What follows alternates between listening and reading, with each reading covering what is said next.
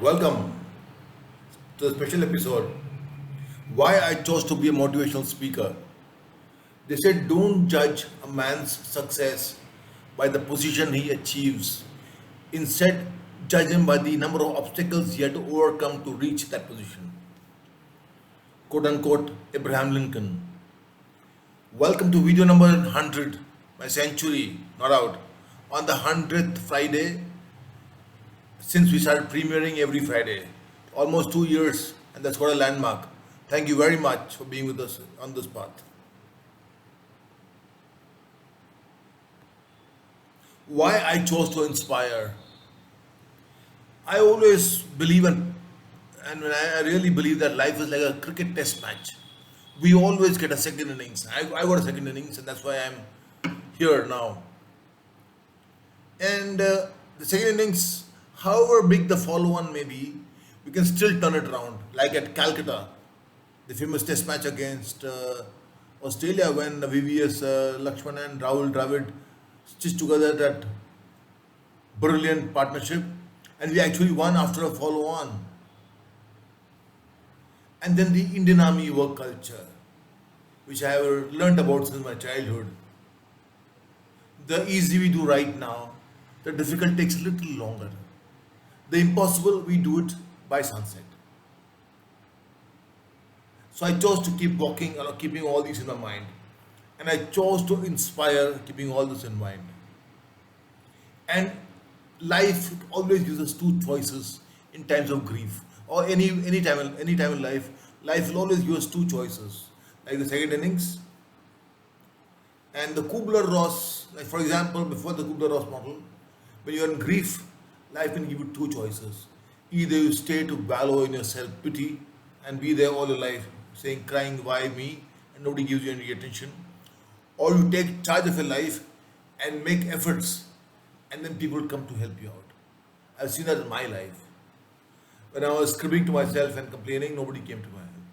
Only for a day or two, the day after they left. It was too negative. But then when I started becoming positive, I had support.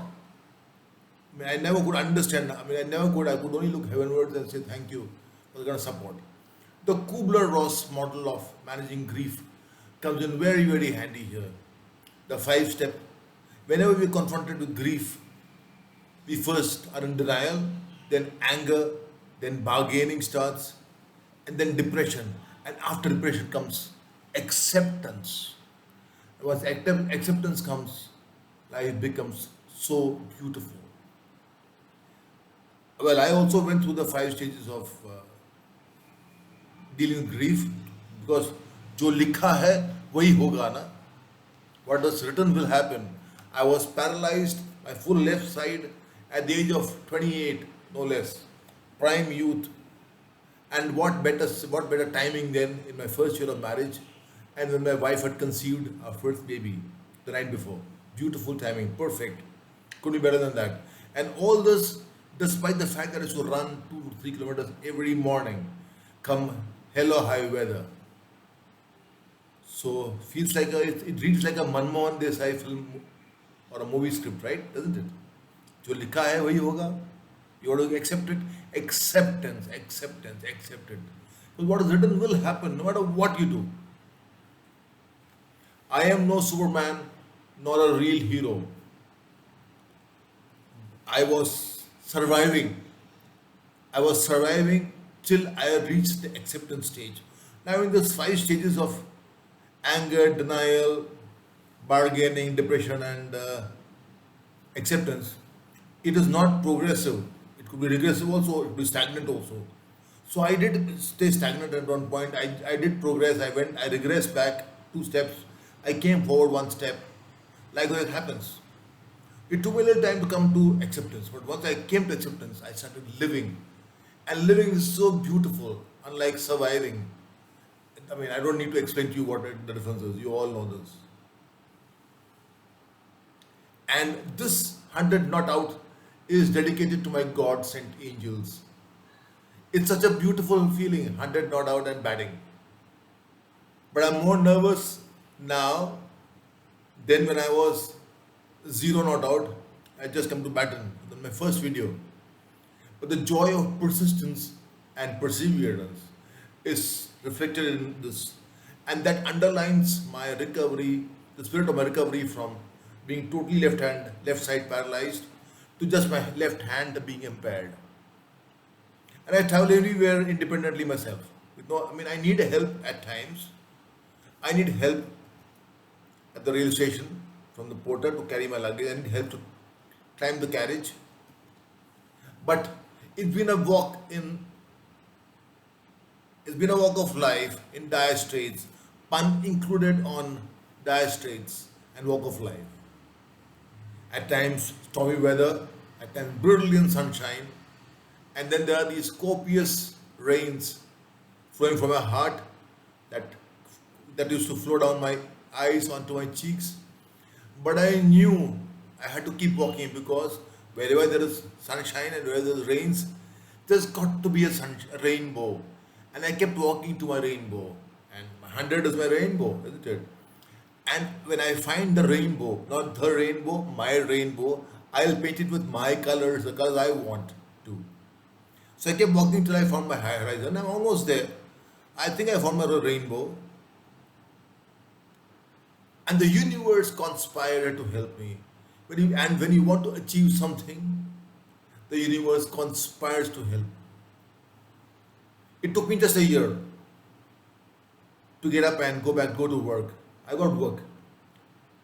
With my left side paralyzed, it was very difficult to go to work because when your left side is paralyzed, your ankle, you drag your ankle, half your energies go in that. And then because you're slow, you need to get up 1.5 hours earlier.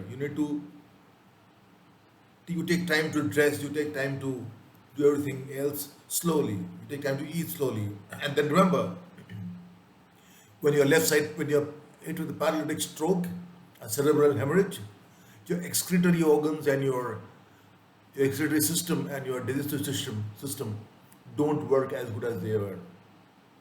So there were times when, in those times, on on trains and on flights, I didn't drink water, tea, or eat anything. I would only sip water and nibble a biscuit. Otherwise, my stomach would give away. I could get a tummy upset. I would go to the toilet, which I could not manage on a train or on a flight. So there were challenges apart from this challenge. So this video is only to sensitize the able-bodied. Listen, your problems are so trivial compared to us, the disabled. You call us divyang or you call us differently abled. Ultimately, we are disabled. That's the truth.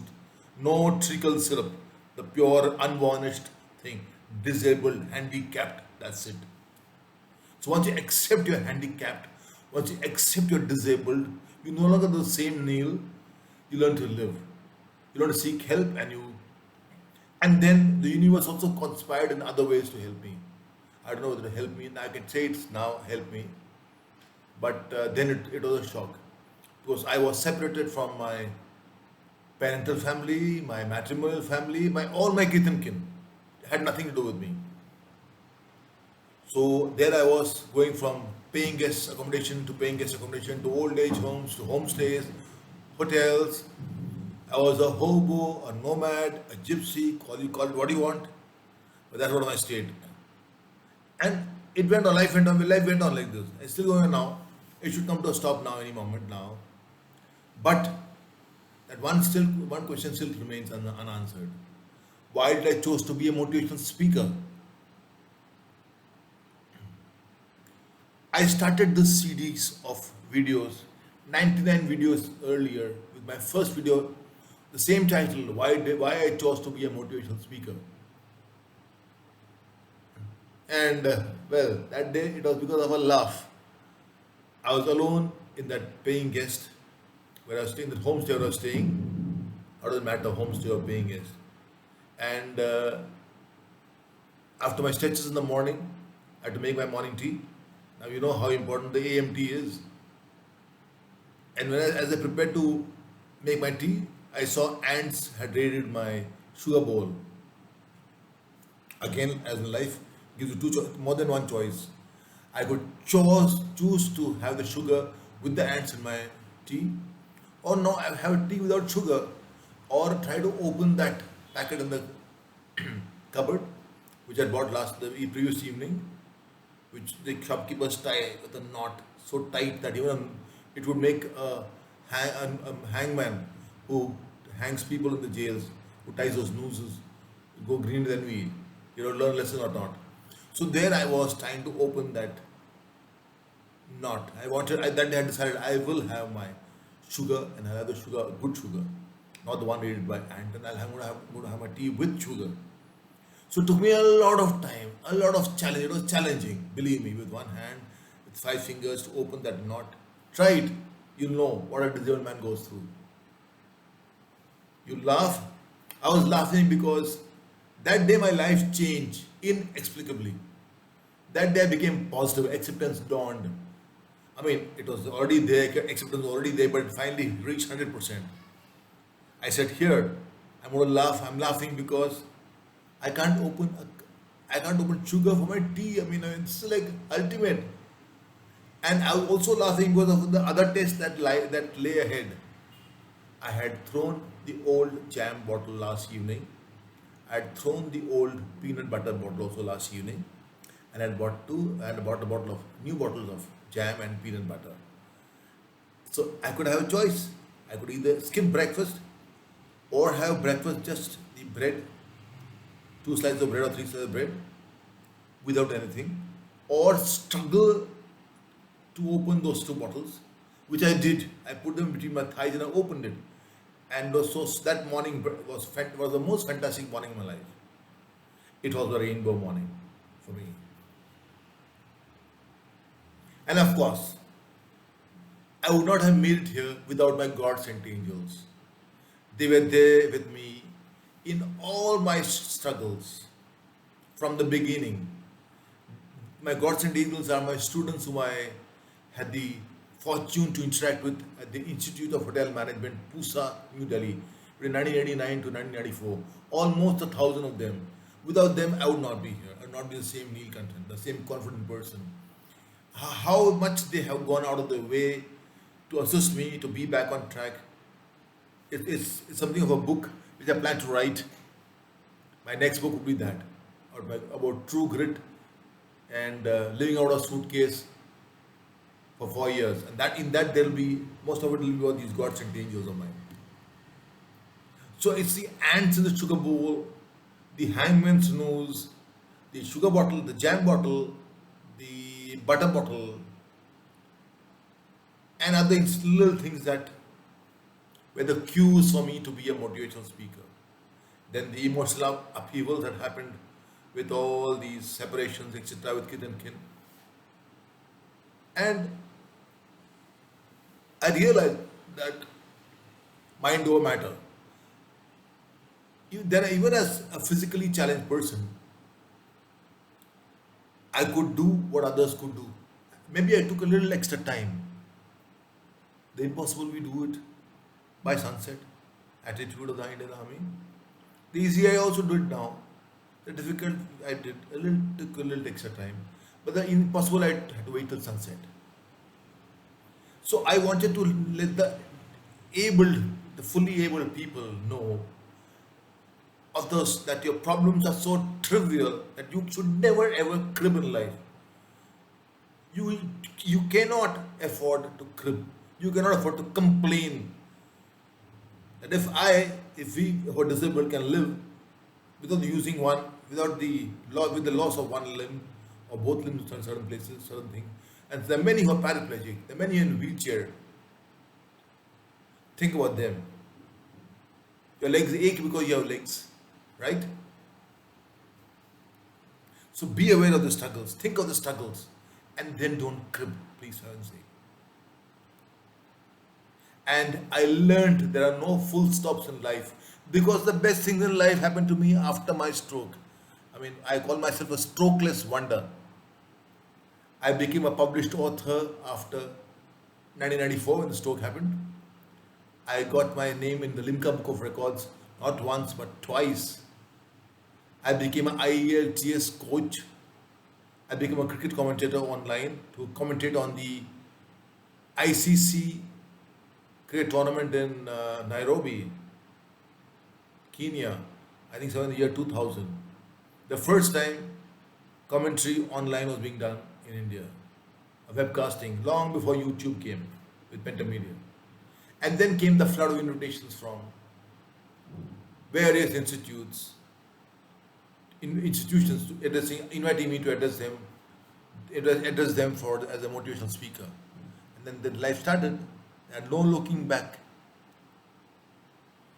This 100, again I repeat, dedicated to my extended family, almost 1,000 students at IHM Pusa, and to the Prof Neel team of Pratibadi Vijay Srinivas and Rahul Clifford Saluja. Thank you, all of you. No full stops in life. Embrace a twist to enjoy the turn. Thank you very much.